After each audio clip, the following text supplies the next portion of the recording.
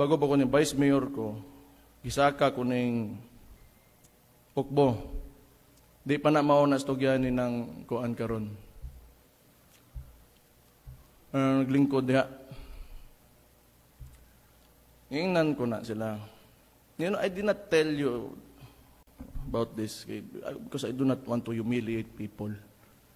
Labi na gipang tanggal na ko. But 3 months into my term, wa na sila. Gipulihan ko na, gitarong ko na ng problemahan na. Pero karon ay usa ka konsehal, nagpa-private forum, nag-spread og mga false statements as if the existing problems were still there. And this happened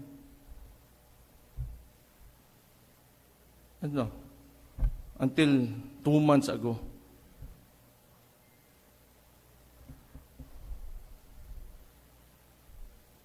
Aham ka.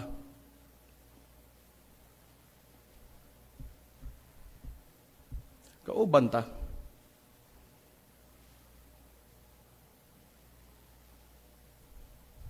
No, nangutan na kauban ta.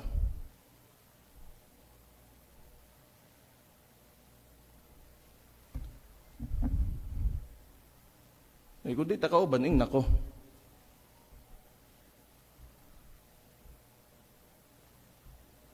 Dali ramang kastorya. Tando lang. Kauban ta dili. Kauban ta ha. So di na ako ni padakon. Ani magud ang problema nato, no? Kitang mga Pilipino ba? Sahay ba? Gusto nato gwapo nga lugar. Gusto nato lugar nga kung unsay makita nato sa laing nasod, may gusto nato diri para sa tong kaugalingon. Nagyoy mga times nga pakumplayon mo di mo. No? Ingani maguna traditionally manggod. Ang kana mga pareha na sa building permits na anay fixer. Kani mga bookkeeper o mga contractor dito na mo ato bayaran na nila. Karon ang mga mupirma lang po diretso. Kaya dili man i-check og tarong, kaya nga naman binayran man. No. Unya karon striktuhan nato, striktuhan sa gobyerno. Unya mga suko mo. Asa man ta mo lugar ani? Di ba? Kung gusto mo nindot nga lugar, mora man gud gihapon pag abot sa tumoy. Unya daot nato lugar. Wa nay makaaging tao sa mga kay wa nay isment, baha na kay pataka rag tukod, kay mo lagi na. Kinsay unang mo reklamo? Kita ra man gihapon. Kung gusto ninyo mugwapo inyong lugar, ihatag ninyo sa inyong kaugalingon.